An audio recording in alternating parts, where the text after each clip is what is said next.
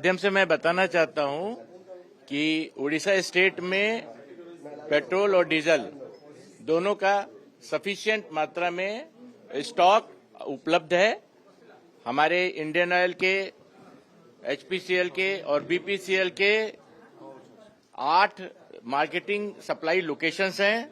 इन सब में हम सफिशिएंट इन्वेंट्री प्रोडक्ट की मेंटेन करके चल रहे हैं। 10 से 12 दिन का स्टॉक तो ऐसे ही इन लोकेशंस पे है और ये लोकेशंस पाइपलाइन से, हमारे इंडियन ऑयल के सभी लोकेशंस पाइपलाइन से, पारादीप रिफाइनरी से भी कनेक्टेड हैं। तो कहीं कोई प्रोडक्ट के बारे में कोई शॉर्टेज है नहीं कहीं भी, और सफिशिएंट स्टॉक हमारे पास हम शुरू से मेंटेन करके यहां पर चल रहे हैं। किसी तरह का कोई पैनिक करने की जरूरत नहीं है। मेरा बस यही कहना है कि सभी लोग जिस तरह से पहले नॉर्मल पेट्रोल डीजल खरीदते थे उसी तरह से अपना पेट्रोल डीजल लें। अतिरिक्त पेट्रोल डीजल खरीद के इकट्ठा करके घर में रखने की कोई जरूरत नहीं है, या जरूरत से ज्यादा टंकी को भी भरने का कोई जरूरत नहीं है। फिर भी हमारी ओर से कोई दिक्कत नहीं है।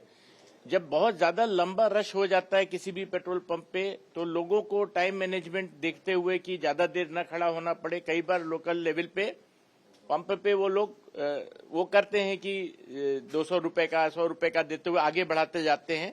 बट अदरवाइज प्रोडक्ट का कोई शॉर्टेज नहीं है और sufficient product Indian oil, HPC और बीपीसी, रिलायंस और नयारा, जियो बीपी और नयारा सभी के पास अवेलेबल है। सभी रिटेल आउटलेट यहाँ पर उड़ीसा में करीब 2800 रिटेल आउटलेट है और सभी रिटेल आउटलेट ठीक चल रहे हैं। कुछ 10-20 पंप पहले भी, युद्ध के पहले भी नहीं चल रहे थे। कुछ उनके अपने इश्यूज थे, फाइनेंशियल इश्यूज थे, लैंड रिलेटेड इश्यूज थे, तो वो जो बंद हैं वो पहले भी बंद थे, अभी भी वो बंद हैं। अदरवाइज कहीं भी कोई पेट्रोल का या डीजल का उड़ीसा प्रदेश में कोई शॉर्टेज नहीं है, सफिशिएंट स्टॉक है और हम लोग रेगुलर मॉनिटरिंग कर रहे हैं। डिस्ट्रिक्ट वाइज भी हमने चेक किया है और रोज चेक कर रहे हैं।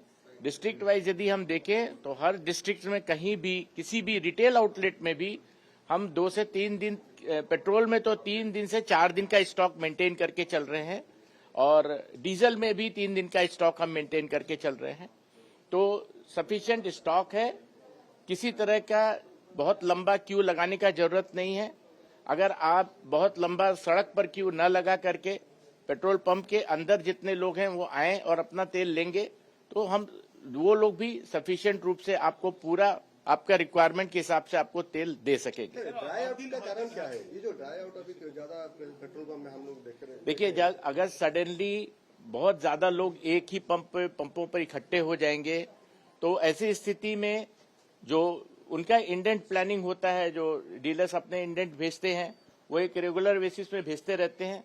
सडनली रश ज्यादा हो जाने से कई बार पीछे से जो स्टॉक आ रहा होता है और जो स्टॉक वहां है वो कम हो जाता है, तो उसकी वजह से कई बार 1-2 घंटे का गैप आ जाता है। लेकिन इसमें ऐसी कोई प्रॉब्लम नहीं है। ये तो नॉर्मल केस में भी कई बार कई पंपों में पेट्रोल पीछे से आ रहा होता है, लेकिन तब तक यहाँ स्टॉक कम हो गया तो थोड़ा सा 1-2 घंटे का कहीं किसी पंप पे हो जाता है, बट उससे पैनिक करने की कोई आवश्यकता नहीं है।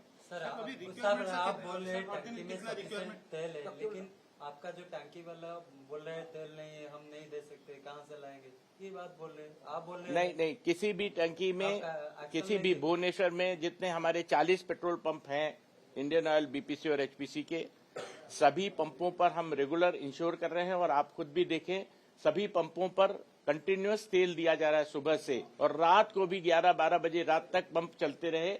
कभी हमने किसी पंप को रोका भी नहीं है कि अब 6 बजे बंद कर दो या 5 बजे बंद कर दो, रेगुलर दे रहे हैं। तो लेकिन बस मेरा आपके माध्यम से केवल ये अपील है कि पैनिक बिल्कुल न करें। आवश्यकता से अधिक तेल खरीदने की कोई जरूरत नहीं है। अपना पैसा इसमें ब्लॉक करने की कोई जरूरत नहीं है। सफिशिएंट प्रोडक्ट है और आगे भी मिलता रहेगा। उड़ीसा स्टेट में सबसे बड़ी खुशी की बात है कि हमारे पास बहुत बढ़िया इंफ्रास्ट्रक्चर है और रिफाइनरी भी यहाँ पर है, तो किसी तरह की कोई समस्या की जरूरत नहीं है। हम यहाँ से तो रिफाइनरी से दूसरे स्टेट को भी यहाँ से सप्लाई जाती है, तो कहीं कोई दिक्कत नहीं है।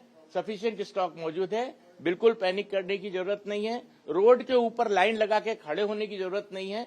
जैसे ही आप आगे बढ़ जाइए दूसरे पंप पे, तो आपको सब जगह पंप पे तेल मिलेगा और हमने ये इंश्योर किया है, कल की सिचुएशन देखते हुए आज सभी कंपनियों ने रात में हमारी इमरजेंसी मीटिंग भी हुई और हम लोगों ने ये इंश्योर किया कि सभी जगह पर सफिशिएंट स्टॉक आज पूरी तरह से पहुंचाने, क्योंकि ये डिमांड सडन राइज हुआ था, तो ऐसी कोई दिक्कत नहीं है। पंप में सब जगह तेल जा रहे हैं और हम लोग इंश्योर कर रहे हैं कि अवेलेबिलिटी पूरी मेंटेन रहेगी। कितना रिक्वायरमेंट सर, कितना अभी हो रहा है? देखिए, एवरेज रिक्वायरमेंट जो पेट्रोल का है 4000 किलो लीटर का होता है और डीजल का करीब 11000 किलो लीटर का होता है पूरे उड़ीसा में।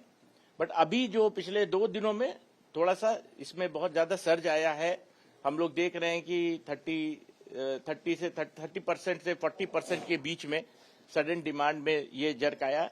ये डिमांड की आवश्यकता नहीं है। इस तरह का किसी भी र्यूमर के ऊपर कोई विश्वास न करे, किसी भी तरह का कोई पैनिक, आप परेशान होने की जरूरत नहीं है। पिछले 2 महीने से जैसे शांतिपूर्वक उड़ीसा चल रहा था वैसे ही आगे भी चल सकते हैं पूरे उड़ीसा प्रदेश। हमारा प्रदेश में बिल्कुल किसी तरह की किल्लत नहीं थी और आगे भी किल्लत नहीं है।